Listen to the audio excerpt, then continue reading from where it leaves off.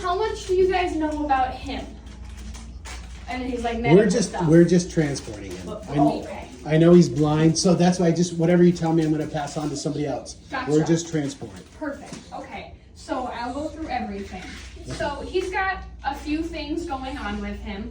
One of them being obviously he's blind. The other one being he has meningitis. So that's what we're dealing with, along with obviously the whole recovery situation. So everything except for his diarrhea medication is on here, just because when he got here originally, he was having some pretty good diarrhea. He still was today. Right. So that one's just the only thing not listed on here. But obviously we cleaned his ears, we did a neuter today. He just needs to be kept in a nice quiet spot for the rest of the night, or however you guys are planning on So doing things. no cone?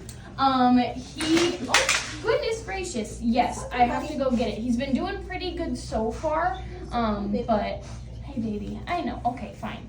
I guess I will have to go get that sooner than I thought. He's been really good up until now. Stop, Guero. Hey, leave it. Leave it. He hasn't messed with it at all up until now. Hey, buddy. It's kind of crazy. I think here. he's comfy. So tonight, we're going to start with his medications. He is on 2 right now, one being prednisone, the other one being gabapentin. The gabapentin is a 300 milligram capsule. Okay. You're going to give one of those capsules by mouth twice a day for the next 5 days, and that's going to help with any pain that's going on due to the neuter site.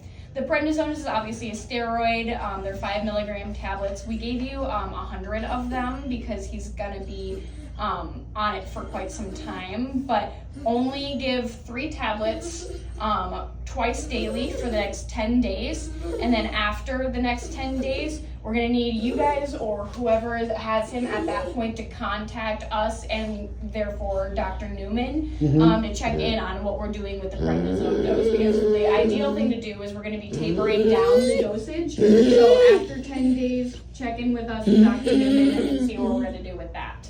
The metronidazole is the one medication that is not listed on here. This one is just 1 tablet, it's 500 milligrams twice daily. Ideally for 10 days. He's been getting it every day with us, but And is that the one for the diarrhea? yes. That one you guys can, or whoever obviously can, use it as needed. But ideally until the diarrhea stops. So if the diarrhea is continuing through the 10 days, then let us know. We can always get more of the metronidazole for them, but that is what we've got going for right now. If obviously the diarrhea stops for any reason before the 10 days is up, can just be stopped at that point. We want to make sure we're monitoring his surgery site every day, at least once a day. It doesn't need to be anything religious or anything like that, obviously, but just once a day, quick look at it, make sure it's nothing too red, too inflamed, nothing is opening up. He doesn't have any external sutures, so there's nothing to remove or come back for a suture removal. It's really just keeping an eye on it. And possibly if there's anything going wrong or anything that happens to come up in the interim of the next 2 weeks, we'll do our check-in and check-in appointment or recheck in the next 2 weeks. Other than that, it's really just keeping an eye on him for any behavioral changes. I know it's kind of hard to tell with not being super familiar with him, but with us, he's been a decently lively boy. So if you're noticing he's sleeping a whole lot, if we're noticing that he's not wanting to eat anything, if he is, vomiting, diarrhea, coughing, sneezing, I know we have diarrhea already covered, but if he's vomiting anything past tonight, let us know so that way we can take care of it. You like your ears being rubbed, don't you, Bubby? That feels good, huh? Yeah. Other than that, it's really just keeping him nice, calm, and quiet for the next 2 weeks. Obviously, no running, no jumping, no excessive playing. Stairs to be used with caution. Because of the sutures? Correct. Okay. Because of the sutures.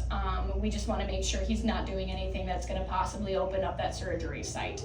So any walks, do so on a leash. Make sure it's leisurely. It's nothing running.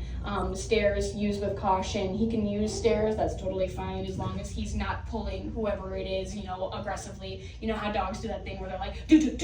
Yeah, none of that. That is one of the quickest ways to get that surgery site to open up. So I was upstairs. easy on the stairs, easy on couches, no jumping up on couches or anything like that. If we want to do couches or beds or anything like that, that's fine, just as long as he has some assistance getting up onto those things so he's not straining himself or possibly tearing those sutures open by jumping. Okay. Yeah. So That's weight pretty much is everything. 88, and he feels chubby. Is he? 88 pounds is a little chubby for a dog his size. Ideally, we'd like to get him down to more like 60 something, 70. But we're not super concerned with his weight at this point. We're more worried about everything else going on with him. Yeah. So if we want to try and get him on a diet, that's totally fine, but he's got a lot going on. So honestly, that's the least of our worries right now. Yeah. You look comfy. Oh, Bubby. I'm his buddy. Yeah.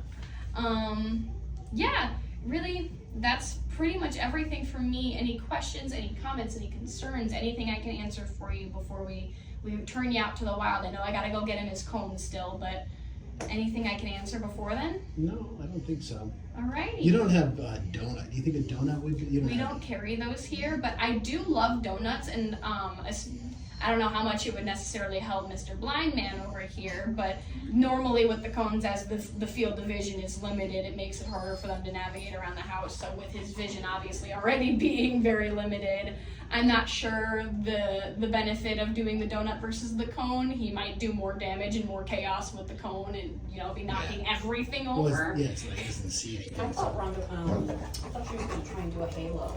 But that's to keep so he doesn't bump into stuff. Oh yeah, he's pretty good about not bumping into things. Like I said, he's so confident being blind. You wouldn't have. I this morning wouldn't have guessed it until somebody told me. You're like, oh, he's blind. Hey, buddy, don't. No, Licky, good boy, good boy. Come here, bud. But yeah, he's very confident. Guero. He's relatively decent at finding and gathering his surroundings and being able to maneuver himself. It's really just making sure we're keeping an eye on him so he's not licking at anything or trying to do anything he's not supposed to. Huh, mister? Here's your good boy. Yes, you are. If you notice multiple shaved spots, we had to attempt the catheter more than once. They ended up going in that back leg there. We've already taken off the pressure bandage because it's been a few hours at this point. Okay. So, yeah, just ignore those. Just where the catheters were. Yeah, other than that, it's really just getting the cone. You definitely can try the donut if you want to do that at home. Go for it. There's absolutely no harm in that as long as obviously it's big enough to where he can't get to his sutures. Any other questions? Nope, thank you. Of course.